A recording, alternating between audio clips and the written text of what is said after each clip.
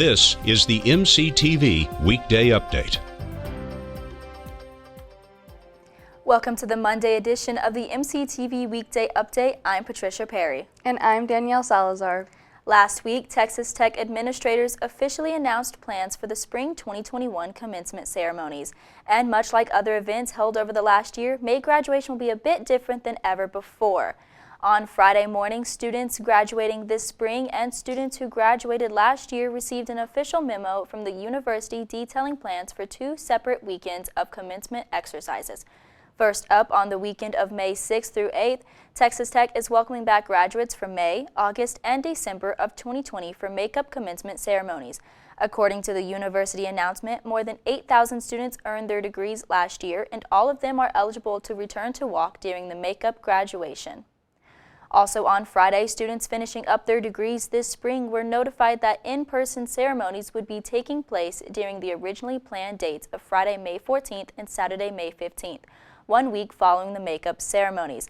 But the biggest surprise of last week's announcements is that all of this year's commencement ceremonies will be taking place at Jones AT&T Stadium. Traditionally, graduation ceremonies at Tech have been held indoors, with the United Supermarkets Arena playing host to commencement ever since construction was completed back in 1999. Even during the COVID-19 pandemic, campus officials decided to use the USA for last December's socially distanced ceremonies. However, with the state's recent changes to COVID-19 guidelines and the lower risk associated with outdoor events, the change of venue seems to have occurred to accommodate a larger attendance at the ceremonies. In fact, all graduates who walk in May will be allowed to invite up to 10 guests. As of this time, there are no specific details on the makeup ceremonies. However, the university has announced the schedule for the traditional May commencement. On Friday, May 14th, all students in the Graduate School and the College of Arts and Sciences will walk at 5 p.m.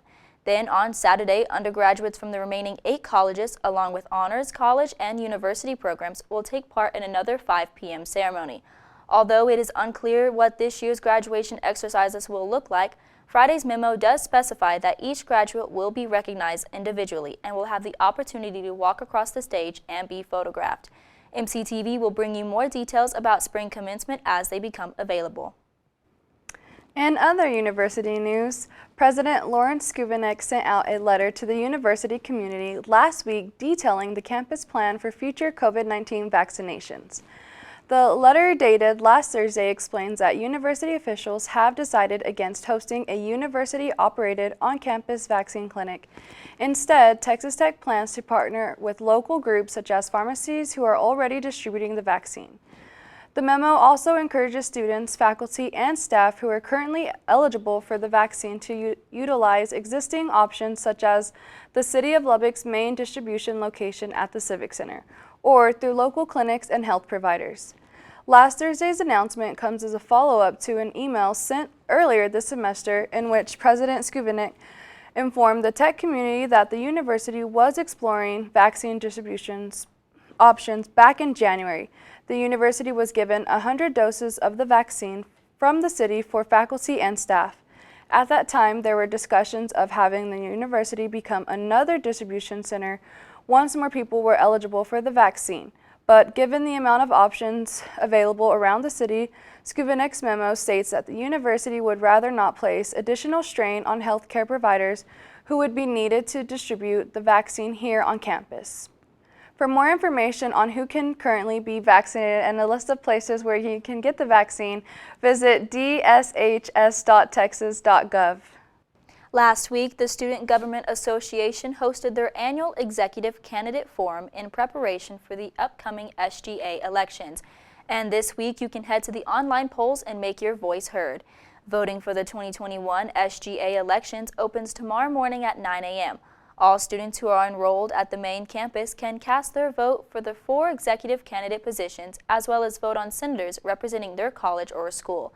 The executive candidate positions include the office of president, along with the external, internal, and graduate vice presidents. Each of those offices only have 1 candidate running this year. The number of senator positions up for election vary depending on the enrollment of each college and school. To vote in this year's elections, you can visit vote.ttu.edu between 9 a.m. tomorrow and 7 p.m. on Wednesday.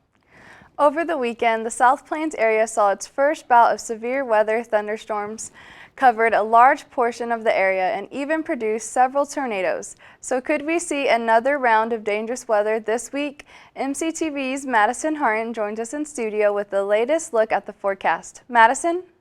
Thanks, Danielle. Well, it definitely was an interesting weekend here on the South Plains weather-wise. With all the severe rain and wind that blew through the area, we did see a few tornadoes touch down in the area, but good news, Texas Tech, it looks like, at least for the next few days, that severe weather will be behind us. I'm not saying it won't come back ever. We are, after all, in West Texas in springtime, and the weather can be a little bit unpredictable, but for the next few days, it is going to be fairly nice outside, albeit a little bit windy. For today, our high temperature climbed up to 72 degrees with sunny and warm conditions and a wind coming from the west at 10 to 20 miles per hour. And for tonight, we are going to drop back down into the upper 40s with partly cloudy skies and cool conditions and a southerly wind coming at 10 to 15 miles per hour. Looking at the South Plains as a whole for this evening, we are going to be seeing cooler temperatures across the board. Our coolest temperature out there at Dimmitt sitting at just under 40 at 39 degrees Fahrenheit. So it is still a little bit chilly out there, as are most of the nights around here this time of year. And for the most part, we are going to be seeing some slight cloud cover and possibly some slight chances of precipitation. Personally, I don't think we're going to see anything more than a light drizzle anywhere on the South Plains, and we probably won't see anything in Lubbock proper, but we still have some chances for precipitation this evening. Now, looking at the South Plains as a whole for tomorrow, we're going to be seeing temperatures climb back up into the 70s, with our warmest temperature actually breaking 80 degrees at Aspermont added out there. We're going to get 81 degrees Fahrenheit, so a little bit warmer out there. And of course, we're in that time of the year on the South Plains where our days are pretty nice and temperate and warm, but by the evening it starts to cool down quite a bit. Now, our coolest temperature is going to be out at Friona. Of course, we always have temperatures a little bit cooler out there to the northwest of us at 38 degrees Fahrenheit, so fairly chilly out there. Bringing it back into Lubbock locally, however, we're going to be seeing pretty nice temperatures for the next few days, albeit a little bit windy, with a high of 78 for Tuesday, low of 43, and a southwesterly wind coming at 20 to 30 miles per hour.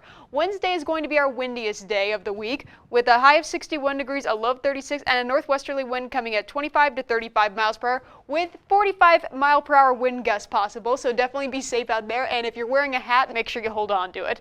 Now for Thursday, the wind will have moved out of our area, and we will be having some sunny skies for that day, with a high of 66, a low of 36, and a much more manageable wind at 10 to 20 miles per hour. Now, I'm not saying the severe weather isn't going to be affecting us in the future. After all, we are in Lubbock in springtime, and the weather can be a little bit unpredictable, but for the next few days, I think we can all enjoy some clear skies and a little bit breezy weather. For MCTV Weather, I'm Madison Hartin. Back to you, Patricia. Thanks, Madison. As we mentioned earlier, the South Plains saw some early severe weather over the weekend that even featured the first appearance of tornadoes this year. Even though severe weather is never welcome in West Texas, it is a common occurrence each year. And luckily, one Texas Tech department invests hundreds of hours of time and energy studying dangerous weather to help keep Lubbock and the Tech community safe. MCTV's Anakin Rios took a short trip to West Lubbock to find out more. Thanks, guys. Well, I'm here at the National Wind Institute Research Laboratory to find out more about their work project aptly named VorTech that'll literally blow people away. Located near the outskirts of Lubbock, the National Wind Institute made it their mission to learn more about the ins and outs of a tornado by making their own in the form of VorTech. So what we do is we simulate a tornado-like vortex. Then we move the building model, which is mounted on the moving floor, and move it across the tornado to see what the tornado can do to the building model. So based on this, we are basically simulating a tornado in the nature, just moving over a building to see how the building can resist a tornado. This research and simulation of a tornado also goes hand in hand with engineers to help them create a building that can be structured in a way to defend against the windy threats. So right now, if you design a building, it doesn't matter whether it's a residential building or high-rise building like you see at the larger cities. No, these are now designed for tornadoes. So there's no code, no standard based on which buildings can be designed. So what we are trying to do is we can develop the code and tell the engineers this is the force that is going to act on your building, so you can design your building correspondingly. Tornadoes also happen more regularly than one might think, and can actually be more devastating than other weather phenomena that can occur, so the NWY are working to educate those who don't know the danger of a tornado. Right now, tornadoes actually cause more damage every year than hurricanes. So it's a very, very serious problem, but because it is a very isolated phenomenon, not like a hurricane, they affect a large area, tornadoes is usually a small area. So people tend to think that we're safe because tornado is not going to hit us. But you look at where tornado has hit in the US, it's all over the place. So it's a very, very serious problem.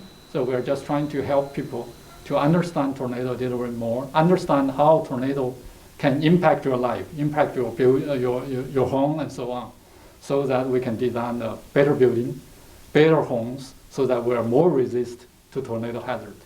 If you want to learn more about the VorTech Tornado Simulator or any other information regarding the National Wind Institute, you can visit their website at departments.ttu.edu/NWI. For MCTV News, I'm Anakin Rouse.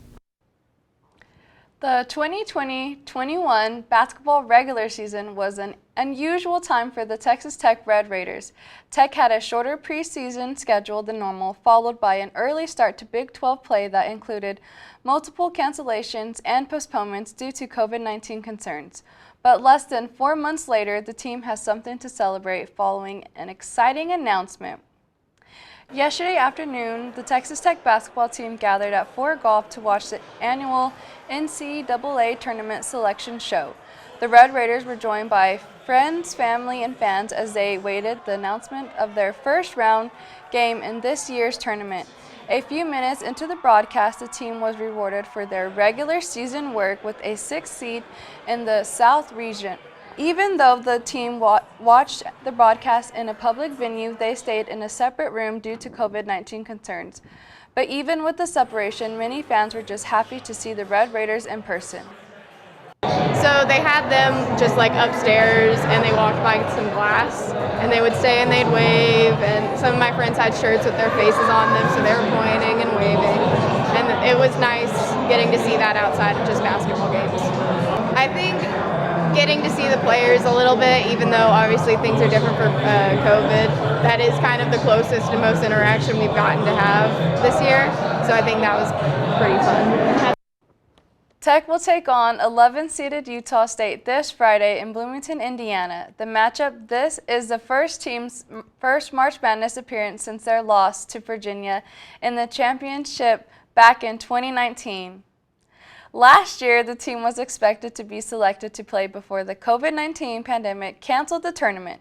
Tip-off for Friday's game is set for 12:45 p.m. with television coverage on TNT. The men's basketball team wasn't the only group of Red Raiders making news this weekend. The baseball team also has a lot to celebrate after stretching their win streak to 13. On Friday, Saturday, and Sunday, the Red Raiders took on University of Connecticut Huskies at Dan Law Field at Rip Griffin Park. Tech put up some impressive offensive numbers, but faced some tough competition on Friday and Sunday. On Friday, the Red Raiders narrowly escaped a loss, with UConn putting up 2 runs in the 8th and 9th innings, before Tech closed out of the game 4-3. Saturday's contest also stayed close through the majority of the game until Tech's bats came to life in the 8th inning. The Red Raiders brought 6 runners across the plate in the bottom of the 8th to close out Saturday with a 10-3 win. And then on Sunday, both teams put on an offensive showdown, with Tech scoring in every inning and the Huskies putting up 7 runs in the last 2 frames before losing 13-15. Much like Friday's game, UConn tried to make up lost ground in the 8th and 9th innings, but the Red Raiders held on and found a way to win.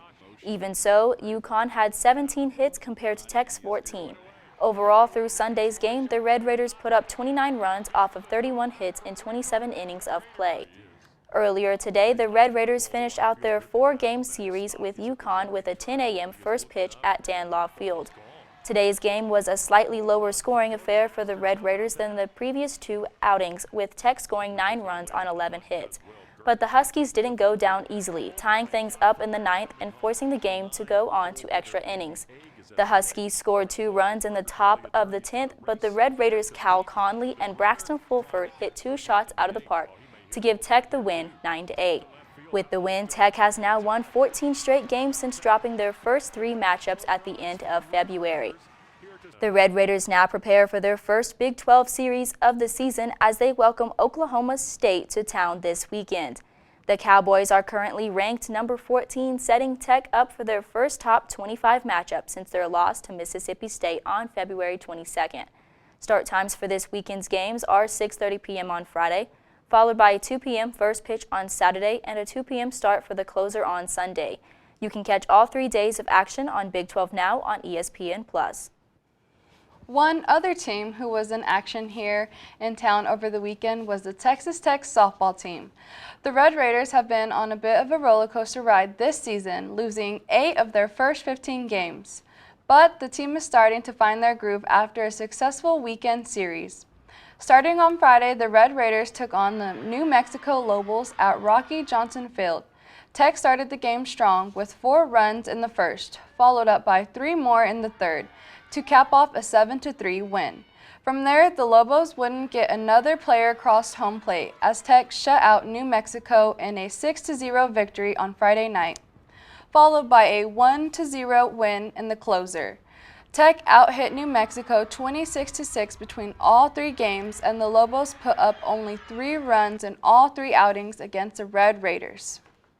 Tech softball prepares to defend their current 5-game winning streak here at home as the UTEP Miners come to town.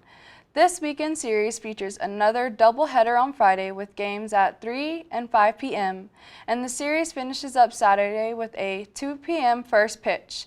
The games are not scheduled to be televised, but you can keep up with live stats by visiting texastech.com. So Danielle, are you planning to watch the Red Raiders in their first round of the NCAA tournament this week? I'm definitely planning on it. What about you, Patricia? It's not something I could miss. That's all for today's edition of the MCTV Weekday Update. Thanks so much for joining us, and be sure to check ttuhub.net every day for more news. We'll see you on Thursday.